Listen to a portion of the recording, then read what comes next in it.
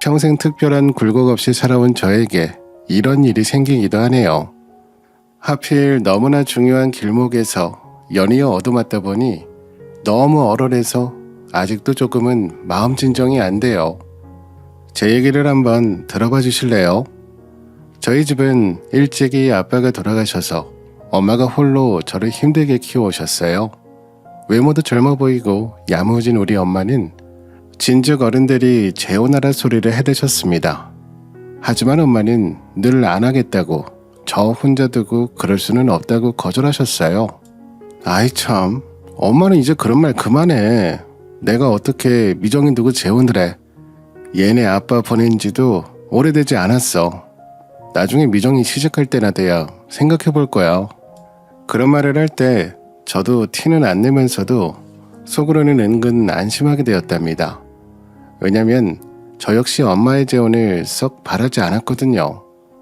아빠와의 정이 있기도 했지만 익숙한 우리 가족 안에 새로운 사람이 들어오는 건 싫었어요. 물론 제가 점점 자라 대학생이 되고 사회활동을 할 때도 이모들이 엄마 옆에서 바람을 넣긴 했었어요. 미정아, 네가 엄마 좀 설득해봐라. 나중에 너 시집 보내고 나면 네 엄마는 혼자서 뭐하냐?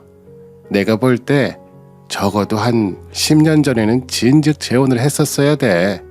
네 엄마 한창 이쁜 시절 저렇게 흘려보내고 얼굴에 잔주름 가득한 거 봐라. 이제 재혼하려면 비슷한 늙은 사람들이나 만나지. 그렇게 돼서 무슨 정이 있고 살맛이 나겠어. 조금이라도 일찍들 만나서 정 키우며 하며 살다가 너 시집 보내고 둘이서도 잘 살아야 하는데 말이야. 네 엄마도 너무 혼자 있으면 나중에 너한테 부담돼. 사람은 자기 또래가 있어야 살맛이 나는 거야. 네가 엄마 모시고 살 것도 아니잖아. 이 말을 들으니 저는 엄마를 모시고 사는 것 자체엔 부담이 없지만 걸리는 게 있더라고요. 엄마 또래에 말통하는 사람이 없을 것 같다는 것, 엄마가 친구로 여길 만한 사람 없이 나이 드셔야 하는 게 걱정되었어요. 하지만 해결 방법은 딱히 없어서 망설이던 와중에 갑자기 엄마가 폭탄 선언을 하시는 거예요. 어떻게 저한테 단 한마디도 없이 조금의 인기척도 없이 일을 벌리셨던 걸까요? 저 미정아, 너한테 엄마가 할 얘기가 있어. 소개하고 싶은 사람이 있는데 말이야. 엄마가 만나는 좋은 남자분이 있어. 얘기 한번 들어볼래? 이때 저는 너무 놀라서 발등에 뭐 뜨거운 물이라도 쏟은 듯 기겁을 했어요. 엄마랑 단둘이 살아온 지도 10수년이 지났는데 저런 류의 화제는 처음이었거든요. 그리하여 이야기는 쭉 진정이 되어 저는 엄마가 말한 그 좋은 남자분과 나란히 셋이서 만남을 갖게 되었답니다. 여전히 어색해하는 엄마와 저를 두고 그 남자분이 나서서 자기소개를 하시더군요. 우리 엄마보다 나이가 어리다면서 말이에요. 안녕하세요 미정씨. 저는 조명진이라고 해요. 그게 저 경숙씨, 아니 어머니와는 여기 배드민턴 동아리에서 만났어요. 그래서 잘 만나고 있답니다. 저와 경숙, 어머니는 나이 차이가 조금 있어요. 그런데 전혀 그런 걸 느끼지 못할 만큼 둘이 너무 배려하면서 지내고 있네요. 잘 부탁드려요 미정씨. 이 말을 하는 조명진이라는 남자분은 우리 엄마랑 어지간한 나이 차이는 아니었어요. 겉으로 봐도 느껴지긴 하지만 실제로 숫자를 듣고 나니 더 놀랍더라고요. 자그마치 10살 차이가 난다는 것이었어요. 그 외에 우리는 더 묻지도 듣지도 않은 채 커피를 마시다가 헤어졌는데요. 나중에 집에 와서 들어보니 엄마나 그분, 그러니까 명진 아저씨 둘 다 되게 진지하다고 하더군요. 저도 나름 연애를 하고 있으면서 엄마의 마음을 이해해보려고 했지만 왠지 좀처럼 머릿속에 그려지진 않았어요. 그런데 실물로 그 대상을 만나니 약간 복잡하더라고요. 그리고 얼마 안가 엄마는 연이은 폭탄 선언을 제기하셨어요. 이럴 거면 초반에 아예 다 터뜨리지. 하나씩 감질나게 발표하니까 마음이 자꾸 울렁거리더라고요. 엄마, 뭐라고? 혼인신고할 거야? 재혼한다고? 결혼식을 하겠다는 거야? 아니, 결혼식까지는 안 해. 뭘 그런 거라니. 너도 얼마 안 있으면 하는데 남사스럽게. 그냥 우리는 남자친구 여자친구 그런 거 말고 부부로 살고 싶어. 엄마는 그렇게 결정했어. 이리하여 엄마는 딱히 저에게 크게 동의를 구하지는 않으셨고 본격적으로 재혼하여 두 분이 같이 살게 됐어요. 이러니 저는 점점 불편해지고 하루라도 빨리 제 남자친구와 결혼해서 나가고 싶더라고요. 물론 엄마나 명진 아저씨나 저를 배려해서 잘해주시긴 했지만 아무리 그래도 생활의 변화가 너무 크잖아요. 순식간에 일이 착착 진행되어 한 집에서 셋이 살게 됐으니까요. 마침 제 쪽도 결혼 날짜를 잡아둔 상태이긴 했기에 그렇게 타이밍이 안 좋지는 않았어요. 하지만 이 부분을 상견례장에서 말할 때에는 조금 주저하게 되더라고요. 그래도 미리 알려두었고 관련된 화제가 나올 때 여러모로 조심스러웠답니다. 특히 어머님이 물어보실 때 약간 주눅이 들더라고요. 그래서 사돈께서는 재혼하셨다고요? 어머, 10살이나 차이가 있으신 거예요? 아, 그렇군요. 우리 상진이한테 듣기로는 사별하셨다고 들어서 그게 좀 아쉽긴 했지만 어쩔 수 없다 싶었거든요. 아니, 그럼 계속 그렇게 사시지 왜? 아니, 제 말은 그래도 사별이 재혼보단 낫지 않나 해서요. 뭐 재혼 이혼 다 합쳐도 사별이 좀 낫긴 하죠. 왜 이런 말씀을 드리냐면 우리 딸도 얼마 안 있으면 시집갈 예정이거든요. 아주 좋은 운사예요. 근데 그 집이 정말 별걸 다 사소하게 따지는 집안이라 혹시나 말도 안 되는 걸로 딴지 걸까 해서요. 정말 이런 말도 안 되는 이유로 본인들이 우리 엄마에 대해 딴지를 걸고 있으면서 그 부분은 전혀 무례하다고 생각을 안 하시나 봐요. 당시 저랑 엄마는 그럭저럭 얘기를 마무리했지만 명진 아저씨도 조금은 긴장한 듯 보이고 저도 괜히 기분이 우울해지더라고요. 우리 시어른들은 두 분 다 각각 초등학교 교사와 중학교 교사를 오랫도록 하셨고 거기에 대해서 자부심이 엄청 크신 분들이에요. 연애할 때도 깐깐한 부분들이 있어서 힘들었는데 결혼하려니까 더 집중적으로 따지셔서 불편했어요. 아무튼 그런 모든 상황들을 떠나 저도 썩 우리 엄마의 갑작스런 재혼이 마음에 들진 않았거든요. 게다가 10살이나 어린 남자분이라니 저 아저씨는 우리 엄마랑 어떤 식으로 마음을 주고받은 건지 그냥 다 썩 내키지를 않았어요. 그 와중에 우리 남편은 너무나 평온해 보이고 태평하게 이 상황을 관전하고 있다는 게 제일 답답했고요. 어찌되었든 사건은 일어났고 계속 앞으로 쭉 가는 수밖에 없잖아요. 그래서 우리는 결혼식을 하게 됐고 부부의 삶을 이루게 됐는데요. 여기서부터는 또 우리 엄마가 딴지를 거는 거예요. 나 니네 시어머니 좀 마음에 안 들어. 아니 그래, 아들 장가 보내기 전에야 한 집에서 아들 딸 둘 다 같이 살게 할 수 있지. 그런데 적어도 한쪽을 독립시켜서 결혼시킬 거면 다른 한쪽 자식은 내보내야 되는 거 아니야? 다른 집을 구해본데도 못하게 하고 그냥 자기 딸을 또 거기 앉혀서 살게 하면 어떡해. 기약 없이 들어앉을 거 아니라지만 사람 일 모르는 거야. 드릴 때나 쉽지 내보내기 힘들다고. 게다가 김서방이랑 그 사돈처녀 둘이 계속 살다가 미정이 네가 들어가는 거잖아. 그들 입장에서는 네가 외부인처럼 느껴질 텐데 얼마나 골치 아프겠냐고. 자기한테나 지들 자식이지 나한테는 아닌데 왜 그런 생각을 안 해주냐? 우리 엄마는 안 그래도 상견례 때 본인 재혼을 꼬집은 것도 마음에 안 들었는데 시부모님의 이런 처사가 마음에 안 들었나 봐요. 이런 게 마음에 안 든 건 엄마뿐 아니라 저도 마찬가지였어요. 본래 우리 남편과 아가씨는 같이 살고 있었고 시댁은 지방에 있었거든요. 신우는 서울에 직장이 있다 보니 원룸에 살던 우리 남편한테 신세를 지려고 했고요. 부모님은 얘네 둘이 있기에 너무 집이 좁으니 큰 집으로 옮겨서 사주신 거예요. 그러다가 결혼해서 제가 들어오게 된 거고요. 그러면서 저에게 아주 크게 약속을 하셨죠. 혜민이는 한 6개월에서 1년 그 정도까지만 있다가 자기대로 나간다니까 그때까지만 살림 정리하지 말고 있게 놔둬라.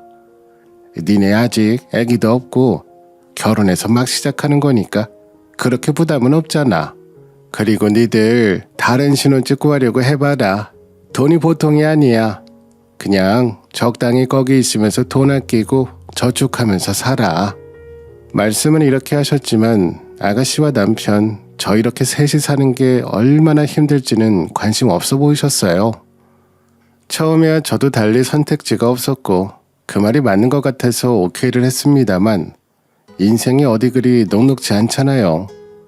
신혼여행 다녀온 뒤까지 얌전하던 아가씨는 시간이 지날수록 저랑 정말 너무 안 맞는 행위들을 하시더군요. 그렇게 우리 집은 교육자 집안이고 엄하게 키웠다고 자랑하시던 어머님 말씀과 다르게 아가씨는 너무나도 못 배운 행동들을 하는 거예요. 예를 들어 말도 없이 제 안방의 화장품을 그냥 빌려가서 쓰고 자기 방에 놔둔다던가 하여간 멋대로 우리 방을 드나들었어요. 그래놓고 반응은 너무나도 천연덕스러웠죠. 그 립스틱이요? 세원님 미안해요. 그거 제가 필요해서 잠깐 빌렸어요. 저 쓰던 거 부러져서 아침에 바를 게 없는 거예요. 진짜 바빠 죽겠는데 시간도 너무 없고 그래서 바르고 그냥 제 책상 위에 두고 나왔어요. 여기 갖다 드릴게요. 이런 식으로 쓰는 걸 처음에는 그냥 모른 척 이해해줬는데 갈수록 선을 넘더라고요. 나중에는 제 옷들도 가져가서 몰래 입고 빨래통에 처박아둔 것을 보게 되어 이때에는 화가 나서 말을 했어요. 아가씨, 이거 제 옷인데 아가씨가 입은 거예요? 어머, 남의 옷을 그렇게 입고 다니시면 어떡해요?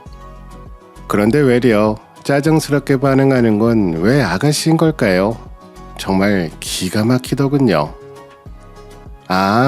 그게 말한다는 걸 깜빡했어요. 너무 그렇게 짜증내도 말하지 말아요, 언니. 이러면서 자기가 기분 나쁘다는 식이더라고요. 남편한테 화가 나서 말을 했더니 곧장 자기 여동생을 감싸는 거예요. 아니, 걔 이번에 결혼하려는 남친이 좀 집이 서나봐. 그래서인지 무리해서 이것저것 신경 많이 쓰더라고. 미정이 네가 조금만 이해해주라. 내가 엄하게 야단칠게. 이렇게 말은 했지만 뭐 달라지는 게 있어야죠. 결국 저랑 대놓고 한판을 했는데 이놈의 아가씨가 곧장 자기 엄마한테 전화해서 쪼로를 일러바치는 거예요. 그 사실에 저를 전화를 받고 알게 됐죠. 새아가 혜민이랑 좀 불편한 일이 있었다면서 너가 먼저 결혼한 입장이고 나이도 더 위인데 신우 좀 이해해주고 그러면 안 되는 거야? 얘도 한창 바쁘고 결혼 준비하고 세연이랑 같이 있으면 의지할 게 많으니까 그렇게 기대는 거지. 일일이 야단치고 싸워대고 그러면 어떡하냐? 지금 니네가 살고 있는 집도 우리 돈으로 해준 집이잖아. 그러면 감사히 생각하고 1년도 안 살고 나갈 신우 좀 잘해주면 안 되는 거야? 진짜 듣다 보니 너무 서운해서 내가 전화했다. 무슨 말인지는 알아듣겠어? 그러면서 약간 야단을 치시는데 듣고 저는 그럭저럭 네네 하면서 넘겨버렸어요. 대꾸하기도 짜증나고 엄마한테 일러바치고 숨어있는 모양새도 그렇고 화가 나더라고요. 저는 이후로 곧장 사물함 하나를 사서 거기에 귀중품 싹 다 넣어놓고 화장품 위도 치워버렸고 출근할 때 아예 방문을 잠가버리고 나갔어요. 보란 듯이요. 그리고 아가씨에게 너무 빈정상하고 기분이 나빠서 집안에서도 한마디도 하지 않았고 필요한 얘기만 했답니다. 그러니 아가씨도 그걸 의식했는지 좀 저를 불편해하는 거예요. 대놓고 지 오빠 지 엄마한테 새언니가 너무 거리를 둔다는 둥 빨리 나가라고 눈치 주는 것 같다고 뒷말을 했더라고요. 이런 말들이 제 귀에 들려오지만 저는 신경 쓰지 않기로 했어요. 어차피 주말에는 우리 부부 나가버리면 되고 평일에는 밖에서 밥 먹고 아예 늦게 들어와 버리면 마주칠 일이 없거든요. 헌데 그런 와중에 아가씨는 기고만장해져서는 저한테 뭔가 더 붙어보자는 심보인 건지 대놓고 시비를 걸어오지 뭐예요. 그건 다름 아닌 우리 부부 출근길에 태워달라는 거였어요. 아니 본인이 대중교통 타고 다닐 것이지 지방에서 출퇴근하던 때는 있고 진짜 왜 이러나 싶었어요. 게다가 본격적으로 저랑 소리 지르고 싸우게 된 건 조수석 문제였는데요. 따지고 보면 별 문제 아니지만 한창 신혼부부인 저희와 거기에 껴서 같이 살고 있는 시누이랑 이런 걸로 왈가왈부할 얘기가 아닌 것 같아서요. 글쎄 아가씨가 계속 자기가 우리 남편 옆 조수석에 타겠다고 하는 거예요. 언니 저 멀미한단 말이에요. 그래서 차 태워달라고 한 거고요.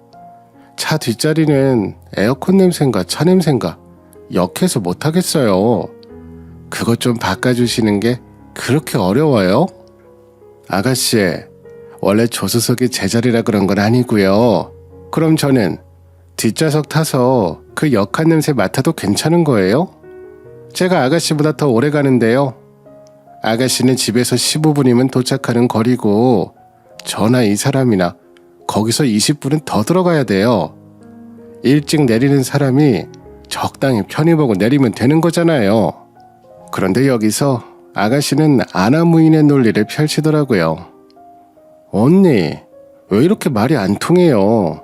저 내리고 언니가 다시 앞좌석 가시면 되잖아요. 방법이 있는데 왜 그런 걸 쏙 빼놓고 얘기하세요? 그냥 제가 싫으신 것 같은데 너무 그렇게 말하지 마세요. 제가 뭐 신혼부부 회방하겠다고 그러는 것도 아니고 너무 멀미나서 저한테는 우리 오빠니까 편하게 옆자리에서 잠깐 도움 좀 얻겠다는데 그거 얼마나 간다고 자꾸 안 된다고 하시는 거예요. 그러니 당연히 감정의 골이 깊어질 수밖에 없고 우리의 대치는 끝이 나지 않았어요. 저는 남편이 차 시동 걸려 내려간다 할 때 잽싸게 뛰어내려가서 조수석에 타버리고 절대 비켜주지 않았고 나중에 아가씨가 아예 짜증내면서 오늘은 자기가 조수석에 탈 거라고 말을 하니 이 말도 안 되는 전쟁으로 싸움이 커져버렸답니다. 이런 모든 얘기를 듣게 된 우리 엄마는 아가씨를 아주 미워하게 됐어요. 뭐 그런 게 다 있냐면서 말이죠. 그러면서 한 번은 불러서 좀 봐야겠다며 친정 식사 자리에 아가씨를 초대했지 뭐예요. 예전부터 엄마는 제가 학교 다니고 뭐 친구 문제 같은 게 생기면 그 흐름을 파악해 본다고 하고는 애들을 다 불러서 초대했었거든요. 어떻게 노는지 모양새를 보고 알아보려고요. 그렇게 해서 원치도 않은 저녁 식사를 하게 됐고 거기에는 엄마와 명진 아저씨, 저와 남편, 아가씨 이렇게 다섯이서 모이게 되었답니다. 아가씨는 처음엔 우리 엄마 눈치를 보는지 약간 긴장해 있다가 이내 곧 쨍쨍거리며 애교를 부르더라고요. 근데 옆에서 우리 남편은 자기 여동생 어색할 거라면서 밥 사주는 우리 엄마에 대한 고마움은 생각도 안 하고 그렇게 주구장창 여동생만 우쭈쭈 하는 거예요. 숟가락 놔줘, 물 놔줘, 고기 덜어주고 잘라줘, 볶음밥도 따로 덜어주고 아주 진짜 그쪽 남편인 것 마냥 챙겨주고 제 쪽 자리는 잘 보지도 않았어요. 엄마는 외려 이때 우리 남편한테 더 화가 났대요. 아니 나는 김서방이 더 웃겨. 자기가 여동생 책임자로 왔어? 아니면 우리 집 사이로 왔어? 그냥 여동생 잘 챙겨주면 고맙다고 말 것이지. 네가 자기 부인이고 내가 자기 장모인데 거기서 여동생만 물가에 내놓은 어린 양 마냥 챙기고 앉아있냐고. 아까도 국물 흘렀다고 물티슈 갖다 잔소리하는 거 보니까 진짜 웃기지도 않아. 아니 너 어떻게 그런 환경에서 같이 사냐. 기가 막혀서 진짜. 이래서 너무 답답하고 저랑 엄마는 한껏 열이 올라 있었어요. 사실 이후로 엄마가 차도 마시러 가자고 했었는데 아가씨가 약속이 있다고 가봐야 된다는 거예요. 그럼 그걸 그냥 보내면 될 것을 남편이 굳이 태워다 준다면서 먼저 일어났답니다. 이러니 저랑 엄마, 명진 아저씨만 남아서 기막혀 하고 있었던 거죠. 하도 우리가 열을 내니 명진 아저씨가 이렇게 말을 하더라고요. 그러고 보니 평소 잘 흥분하고 약간 다혈질인 우리 엄마에 비해 명진 아저씨는 그걸 좀 조절해주고 쓱 내려주는 역할을 하는 것 같아요. 그러지 말고 좋게 좋게 넘어가요. 사돈처녀도 아직 결혼을 안 해봤으니 그러겠지. 그리고 미정이를 편하게 생각하니까 새언니랍시고 좋아하는 마음이 있어서 저렇게 애기처럼 기대는 거 아닌가? 다 좋고 좋은 날인데 너무 심각하게들 생각하지 말자고요. 이런 말을 들으니 저도 다 동의하는 마음은 아니지만 한편으로는 너무 스트레스 받고 싶지 않아서 그냥 정리를 해버렸어요. 그렇게 여전히 변치 않고 저의 불편한 신혼생활은 쭉 이어졌고 저는 계속 불만을 갖고 있었답니다. 그리고 얼마쯤 지났을까요? 제 결혼을 앞뒤로 이래저래 갑작스러운 선언을 하던 엄마로부터 또 다소 당황스러운 이야기를 듣게 됐어요. 미정아, 우리 지금 살고 있는 집 정리해서 근처로 이사 갈 거야. 거기서 거기긴 한데 지금 사는 곳은 좀 넓고 관리도 잘 안 되고 옆 동네로 가려고 하거든. 그런 와중에 너한테 할 얘기가 있어. 이 집 팔고서 1억 정도 여윳돈이 생기거든. 이거 말이야, 너한테 주려고 해. 이러니 저는 화들짝 놀랄 수밖에요. 엄마, 그게 무슨 얘기야? 갑자기 왜? 무슨 1억을? 아니, 이사는 딱히 계획이 없었던 얘기잖아. 그게 말이야, 하여간 이 사람, 네 새아빠 말이야. 참 정이 많은 사람이라니까. 네가 자꾸 신혼집에서 신우랑 사느라 시달리니까 그것도 네 시댁에서 자기네가 사준 집이라고 유세 부리니 너가 너무 복이 안 됐나 봐. 우리 어차피 이사 예정이 있긴 했는데 좀 당겨서 이렇게 하고 1억 정도 여윳돈이 생기니 그걸 너한테 주겠다고 하더라고. 너 면 세워주겠다고 김서방 불러다가 직접 사위 준다고 하더라. 대단하지 않니? 실로 대단한 얘기였어요. 조금도 상상하지 못했던 얘기였으니까요. 거기에 덧붙여 엄마는 계속 말씀하시더군요. 김서방이 하도 지 여동생한테 껌뻑 줄 거 하는 거 아니까 잘 달래보고 네 면 세워주려고 하는 것 같아. 그 돈 받고 김서방도 인간이면 생각이 있겠지. 잘 달래서 자기 여동생 내보내지 않겠어? 아니면 막말로 그걸로 원룸이라도 얻어서 내보내던지. 처가에서 이렇게 신경 써주면 네 시댁도 할 말 없겠지. 하여간 네 새아빠 몰랐는데 진짜 속 깊어. 내가 결혼 잘했나 봐. 여기까지 듣고 보니 정말 그렇다 싶더라고요. 저도 미처 생각지 못했던 부분들을 저렇게 배려해주다니. 게다가 저 역시 신혼집이랍시고 들어갈 때 제가 혼수며 새로 한 것들도 있는데 시댁에서 엄청 유세를 부리셨거든요. 우리가 애들 사준 집, 애지간해서 니들 능력으로 살만한 집이 아니야. 그런데 가전만 넣어가면서 들어오게 된 거 감사히 생각해야지. 그러니 더더욱 혜민이랑도 잘 지내야 되고 말이야. 내 친구네 며느리들은 죄다 집이 없어가지고 그렇게 시댁 원망하고 남편이랑도 사이가 나쁘단다. 미정이 너는 감사한 줄 알아야 돼. 이 얘기를 들을 때마다 제가 거기 살고 싶다고 하지도 않았는데 하도 확인을 받고 자랑하고 싶어 하셔서 늘상 꼴보기 싫은 부분이긴 했었어요. 그런데 엄마도 이 부분을 거북해했고 명진이 아저씨가 함께 마음을 합해서 저렇게 결정해 주셨다니 조금 달리 보이더라고요. 새아빠라는 자리가 저에겐 너무 어색했고 우리 딸이라 하면